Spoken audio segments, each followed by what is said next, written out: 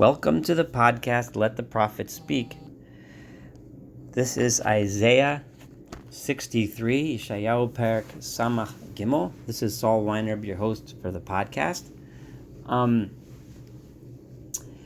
We just in chapter 62, the speaker of 62 was Yeshayahu himself, speaking to the people of Israel and indeed the people of the world regarding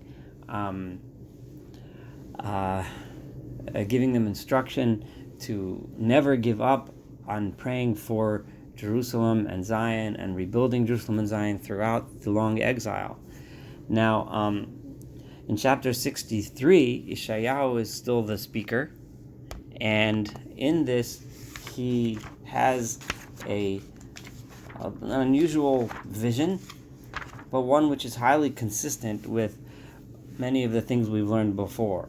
In order to fully understand 63, we need to look back at chapter 34. And I will go back to 34 for a minute and read some of it to you in order to fully understand what's going on here. Now, in chapter 34,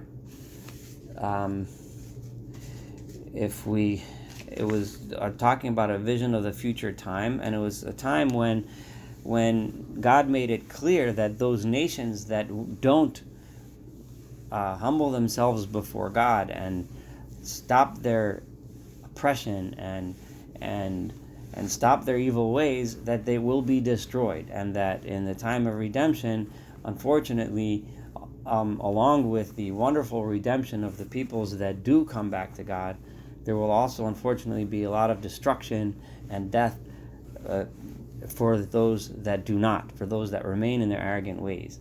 Representative of those nations in chapter 34 was Edom.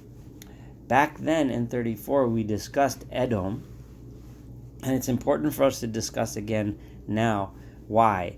Edom does not appear often in Isaiah, but it does appear in several times. The first time Edom appeared was during the period of the Masa'ot, the period of the burdens, when God spoke to different nations through his prophet and spoke to them about their own particular sins, misdeeds, and how to fix them, and what, to some extent, prophecies about their future. But when he talked to Edom, it was in chapter 21, verse 11 and 12. That was Masa Duma, Duma meaning Edom, the burden of Edom. And Edom was the one who asked, Shomer Mami Laila, Shomer Mami Leil, where is God at night? Edom asked the ultimate question. If you're trying to teach us about God, we don't see God. Where is God? Why doesn't he help people that suffer needlessly? And then he answered, Omar Shomer Asa Boker.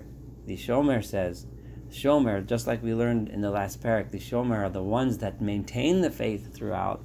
The Hifgadati Shomrim, the people that will maintain the faith and pray for the rebuilding of Jerusalem no matter what during the exile.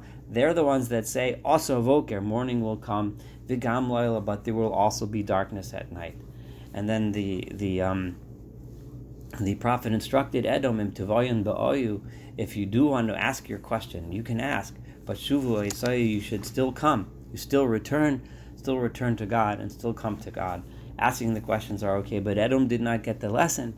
And as we mentioned throughout the Tanakh, we find that whenever there were attacks against the Jewish people by a powerful nation, Edom, instead of sticking up for the underdog, Edom always allied themselves with the powerful nations, such as Babylon. When they came to destroy the temple, Edom latched on to them, and Rome, in the time of the second Chorban, Edom also attached themselves to them. We find that throughout history and throughout Tanakh. So, if then we if when we look at chapter 34, God mentions as follows, and it's important for us to do this because this is the only way to understand this chapter 63. It says over there, Kirbu Gaim Lishmoab, all you nations come gather around and listen I'm just going to skip a little. Ki ketzef la'Adonai al kol hagayim. There's anger that God has over all of the nations. V'cheima al kol tzvaam, and God is inflamed with anger, and He's coming to destroy and to kill those that are angering God. V'chalaleim yishlachu. This is very graphic. Their corpses will be sent to Figram Yala Bosham. Corpses will rot and so on, and the mountains will flow with their blood, and so on. And then it says, "Ki rivsov hashemayim charbi." My sword is not even satisfied. My sword is swinging in the heavens. Hine al Edom tered. It is coming down on the nation of Edom, who refused to see me. V'al am chermi lemishpat. Then it continues. Cherev la'Adonai mola adam. God's sword is full of blood. Hu dashna mechel midam korim atudim. And so on. Ki zevach la'Adonai bevatzra, because God is sacrificing Batzra, the people of Batzra. V'tevach gadol be'eretz Edom. Batzra is the capital, the large city in the land of the Edomites, of Edom. And a great butchery is occurring in Edom.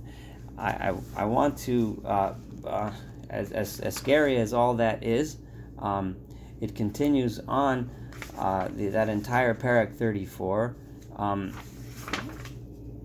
discussing the terrible events of the future. So now here in Isaiah 63, he's referring back there. Once it's just another occasion. I kind of stopped the last few chapters mentioning this, but this is another occasion where you see the unity of authorship between the so-called first part of Isaiah and the so-called second part of Isaiah, which I've been saying all along isn't really correct way to look at it.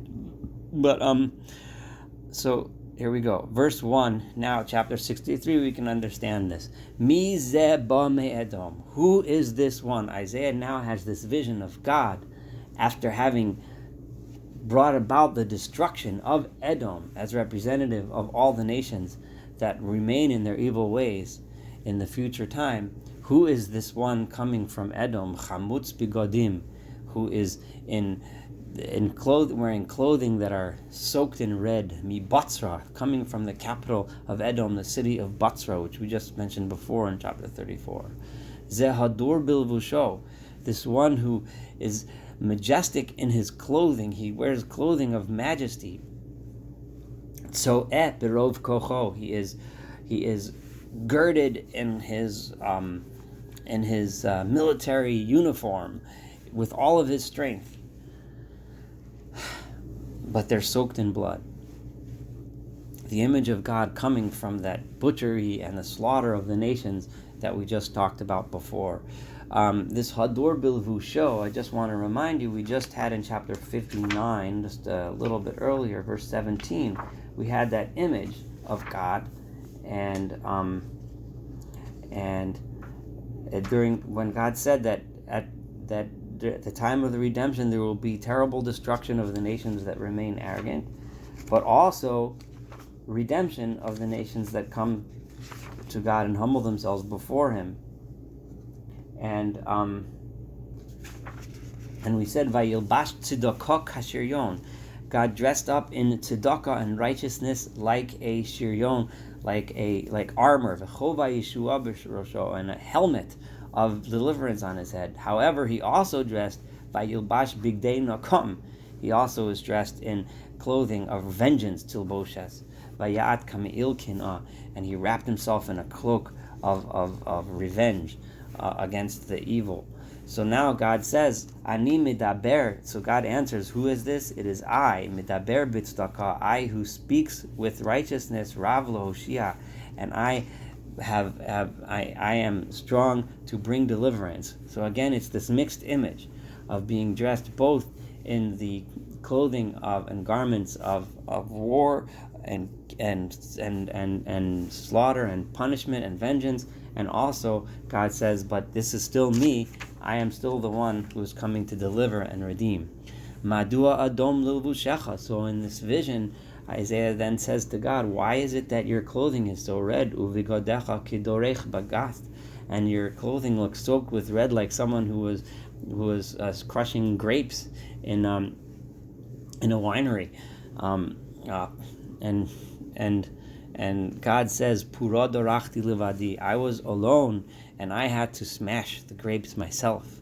Ume'amim ein ish iti, and from the nations there was no man with me. This is interesting because looking back at 59:16, just where we just read 59 verse 17, where we talked about what God dresses in, but over there he says Vayar ki ein ish. God saw that there was no man stood with him, and God's saying here again, I had to do this and dress this way, in this garments of war, because ein ish iti, no man got up and did the job for me. No one returned these people to my ways. And therefore I had to trample on them with my wrath. And I had to crush them in my anger. And their blood splattered all over my clothing. And all of my clothing became stained with their blood. Because this is a day in my heart of revenge, and ushnas ulab, and the time of my redemption has come. V'abit ve'eno zer, again, and I looked around and no one helped me. V'eshtomeim. If we go back to that verse before, God said again, Vayar ki ein ish vayishtomeim ki ein mafkia, and he was in wonder and amazed that no one was stopping the evil from happening. No one was confronting the dishonesty. And God's saying the same thing, ve'eshtomeim, the same language. And I was in wonder and amazed, ve'ein somech, and no one was there to help me by bringing these people back. Vatoshali ziroi, so my arm, remember that arm that we've said so many times is the symbol of God's deliverance, had to help me. V'chamasi hismachasni, so all I had to depend on then was my anger. The people didn't come back on their own. Then unfortunately I had to resort to anger. V'avus amim be'api, so I trampled people and nations in my anger. V'ashakreim b'chamasi, and I made them drunk with my rage. V'orid la'aretz nitzcham, and I hurled their netzach, their eternity, into the ground. Those peoples that could have lived forever, those nations that could have been forever, and through the redemption, they were crushed. This is the end of that part of the vision, and then Isaiah goes on and continues to talk about making it a little bit more pleasant for a moment. He says, Chasdei Adonai azgir tehilot Adonai. I will talk now about the kindness that God bestowed upon us. I will mention praises of God. God wasn't just angry, like I've told you about before, but there are so many good things He's done for us over the years. Ka'al kol asher gimolanu Adonai. For like all of those things that God has done for us over the years, v'rav tov l'beis Yisrael, He has done so much good for the house of Israel. Asher gimolam kirachamav v'chrov chasadav, things that He has given us and done for us with all of His mercy and all of His kindness. Vayomer. And God said, Ach ami hema, they are my nation. Banim lo yishakeru, they are my children. They will not be dishonest with me. If I'm good to them, then they will be good. So I did so many things for them. Vayhi lahem l'moshiach, so God decided to save us. So we're going back to the time of our redemption from Egypt, and God establishing us in the land of Israel and giving us everything that we could possibly ever need or want. B'chol tzarosam lo tzar, in all of their sufferings, He was there suffering with us. Umalach panav hoshiam, and the angel of God's presence saved them. So we were there in Egypt, and God saved us bi'avaso v'chamaso, because He loved us and He had mercy upon us. That's why He redeemed us vayinat lame, and He took them out, took the people out vayinas eim kol yimei olam, and He carried us throughout all of the days. However, what did He get back? V'hema maru v'itzvu es ruach kadsho, they rebelled against Him, and they made His Holy Spirit upset with them. Vayafech lahem le'oyev hu nilcham bam, and then He became almost like an enemy, and He had to go war against them, and had to punish them. Vayizkor yimei olam Moshe amo, and then they remembered the days. The people remembered those days, the days when Moshe, our leader Moses, led his nation. Ayeh ha'ma'alei miyam, and the people thought, where is Moshe? Where is our leader who took us out of the sea at Ro'et Sono? The one who shepherded his sheep, because the image of Moshe being the shepherd of the Jewish people and leading them out of Egypt. Where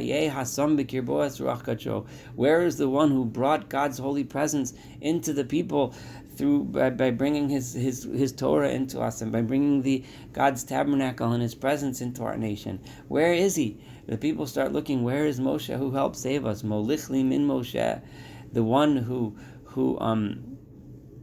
made his Zerah Tifarto, the one who carried to the right of Moshe his strong arm, his glorious arm, Bokeh Mayim Mipnehem, the God who Moshe brought down to us, and he split the sea in front of the people, Lasos Lo Shem Olam, to make such a reputation that would last forever. Molicham Batohomos Kasus Bamidbar Lo Ikashelu, and he brought them, our forefathers, through the depths of the sea just like a horse running in a dry path in the desert. We went through the sea. I'm at verse 14. Just like an animal that runs in the valley, a dry valley, we ran through the sea. Ruach Adonai tinichenu. We were led by the Spirit of God. Keini hagta amcha. So you led our nation, lasos l'chashem tifaras, to make you a glorious name. And then he turns to a prayer. So the people then look to God, and they said, "Where is he?" We rebelled. The people rebelled. God punished the people, and now the people start looking to God and saying, "Where are you? Where's our leader Moshe? Where are you, the God that performed all of those miracles and led us out of Egypt?" Now Isaiah turns to God and prays, "Habeit mi shamayim u're'eh." Look down from heaven and see us, mizvul kadecha v'tifartecha. See us from your holy abode, your glorious place where you reside. Where is that anger that you had against our tormentors and your power and strength? Where is your tremendous amount of love and yearning for us? Elai hisapaku. They have been withheld from us. We don't see them. Where are they? Ki ata avinu. You are our forefather. Ki Avraham lo yida'anu. Abraham doesn't know us. Abraham, our forefather, he's gone, long gone. We don't know him anymore. We can't turn to him. We can't turn to Moshe. He's gone. V'Yisrael lo yakiranu. And Israel, our forefather, Jacob, he doesn't know who we are. He's gone for generations. Ato Adonai Avinu, but you, God, are our Father. Go'aleinu me'olam shemecha. You are our Redeemer forever. You are with us for every generation. So we're asking you, God, to perform for us these miracles. We're asking you, God, to come like you did then. And remember, we had on numerous occasions, where Yeshayahu pointed out how in the old days, in the Rishonos, in those old days, God was open with us. He showed us the miracles. It was clearly obvious that he was there. However, now, he doesn't act that way anymore. Now he's hiding from us. And therefore, this leads into the next chapter 7, verse 17. Lama tateinu Adonai midrachecha. Why, God, do you make us stray from your ways? Takshiach libeinu mirasecha. You turn our hearts away from fearing you. What does this mean that Yeshayahu says, why do you turn us away? I'm going to use the explanation of the Radak here, who says that when we live in a world where God's presence isn't obvious, where good people suffer and the evil seem to get away with everything, where we don't see God. So all of this, what we just talked about before, in the days of the redemption from Egypt, from the Exodus from Egypt, it was obvious. God fought for us. He was open. The miracles were open. It was easy for us to follow. But now God has made it much more difficult, because we don't see him. We don't know that he's there. We don't see his miracles anymore. So therefore he prays, Shuv l'man avadecha, he continues in verse 17, return to us for the sake of your servants, Shiftei nachlasecha, the tribes of people that are your inheritance. L'mitzar yarshu am kochecha, our enemies, they have taken over your holy nation. They have become our bosses. Tzarenu, those people who torture us and make us suffer, bozasu mikdashecha, they have taken over your holy place. Hayinu me'olam lo mashalta bam. We have become as if it's so long in this exile, we've become like a people that you've never been our ruler. It's been such a long time since we've seen your actions, God. Lo nikroshim chalehem. It's as if you've never called your name over us. Lu korata shemayim yoradata. If only you would finally just tear open the heavens and come down. Mipanecha harim nazolu, so that the mountains will shake in front of you. This ends chapter 63. The power of this chapter and this prayer speaks for itself. Looking forward to studying chapter 64 together with you.